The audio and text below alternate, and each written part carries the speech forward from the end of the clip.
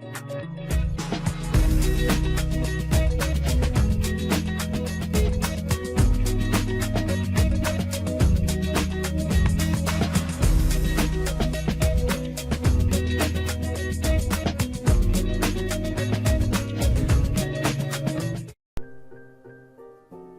et bienvenue dans cette nouvelle vidéo.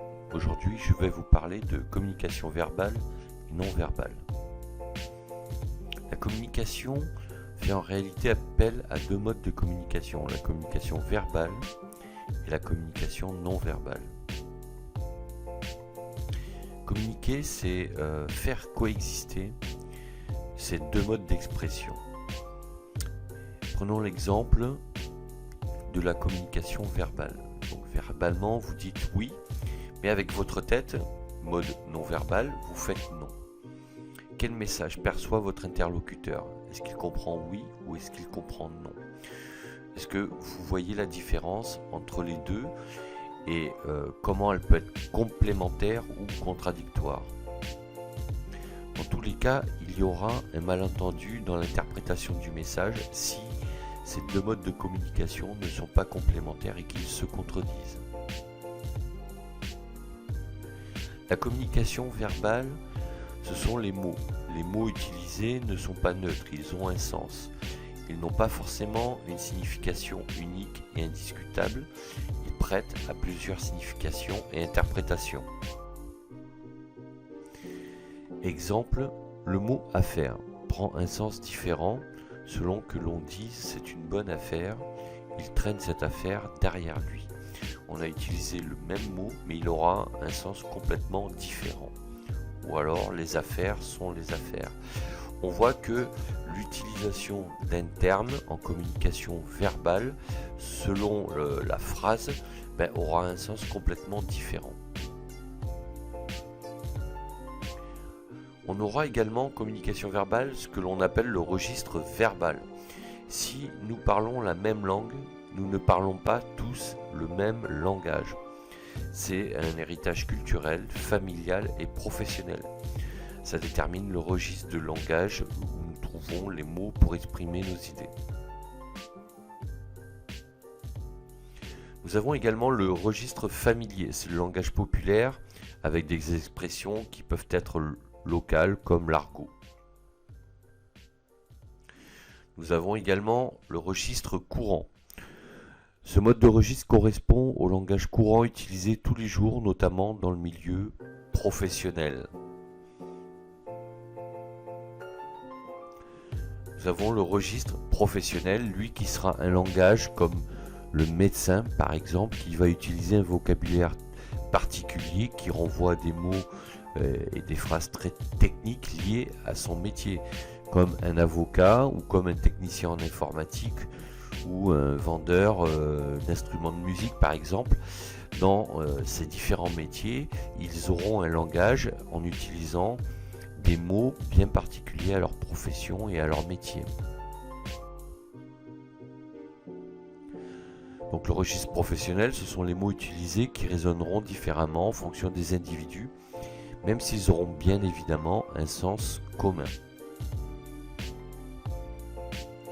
La perception du message sera classée différemment en termes d'importance, de sérieux et de pertinence et de priorité en fonction de celui qui va utiliser un certain type de vocabulaire et celui qui va écouter et entendre le message, qui va comprendre les mots mais qui ne comprendra pas forcément le sens technique que cela représente si c'est le cas lorsque c'est utilisé par celui qui va émettre un message. En résumé, le registre verbal n'est pas uniforme. Plus il est varié, plus il permet de s'adapter aux situations de communication. Exemple, on ne parle pas à un enfant de 2 ans comme on parle à un supérieur hiérarchique ou à un ami. Ce registre est d'autant plus varié lorsque l'on voyage et constate que les codes sont complètement différents tant sur le plan verbal que sur le plan non verbal. Vous pouvez aller dans plusieurs pays et constater que le même mode de communication verbale n'aura pas forcément le même sens, car il aura été interprété avec la culture du pays par les gens qui vont s'exprimer.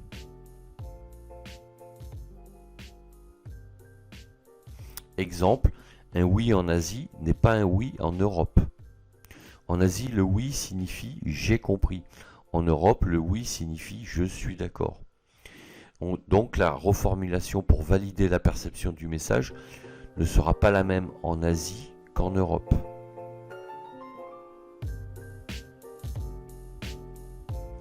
La communication non verbale, elle, regroupe tous les mouvements visibles et observables par l'interlocuteur.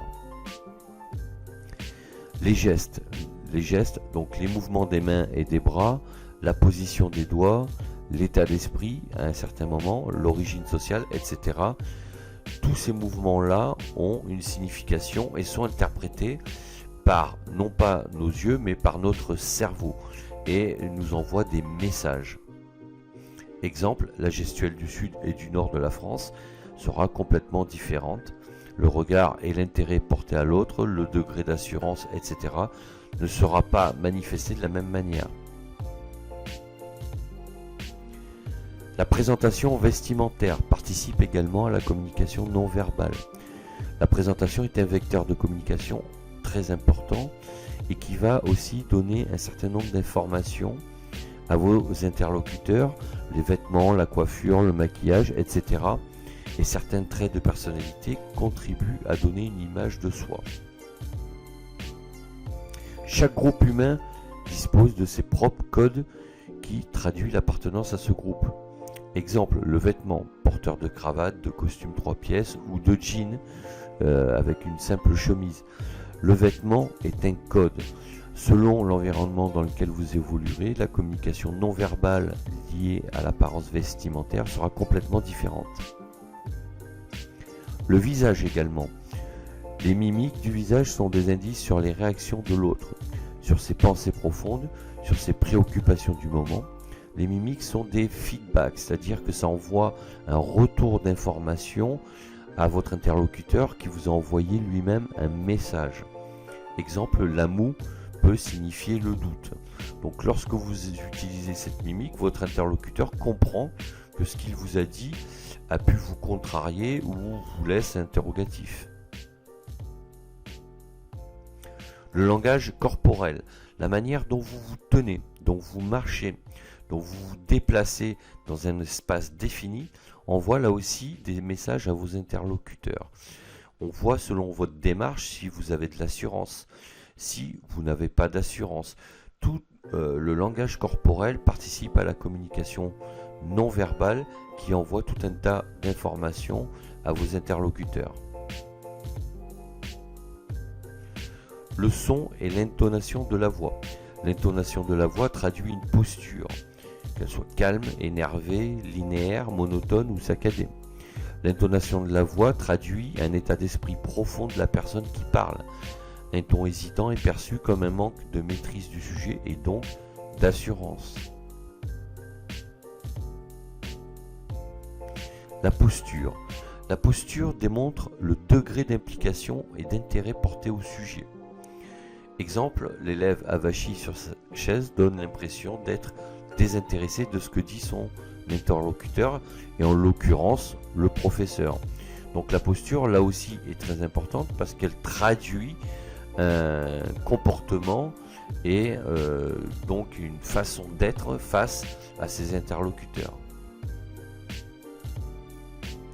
Et vous, est-ce que vous maîtrisez votre communication verbale et non verbale? Est-ce qu'elle est en adéquation l'une avec l'autre? Écoutez, si cette vidéo vous a plu, n'hésitez pas à me le dire dans vos commentaires.